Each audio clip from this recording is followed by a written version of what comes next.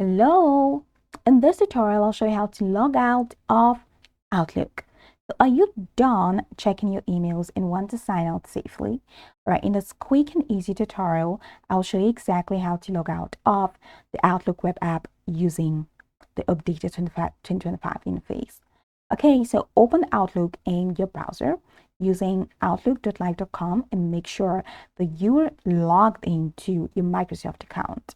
So look at the top right corner of the screen and you will see a circle with your initials or profile picture, and that's my initials, that's AM. Now that's your account menu. We'll click on it and open the drop down menu. You're going to find it here. Okay, so in the drop down menu, you see your email address at the top, which I have in here, and just below that, or just above that, not below that, you're going to see the sign out option. So just go ahead and click on sign out, which we have here. And once you click on sign out, you'll be signed out and redirected to the Microsoft sign in page.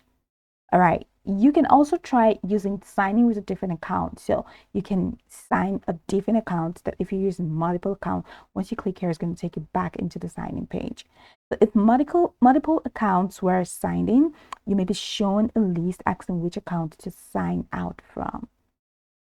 If you want to be extra secure, especially on public or shared computers, you can just do this after signing out. Just close the browser window completely, and you can also clear your cache or browsing data if necessary.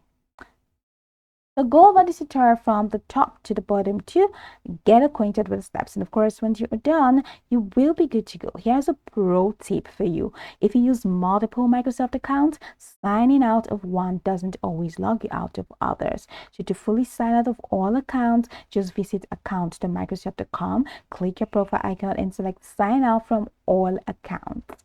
And that's it. So go over the tutorial from the top to the bottom to get acquainted with the steps. And of course, once you're done, you'll be good to go. I hope that this tutorial marvelously helped you search.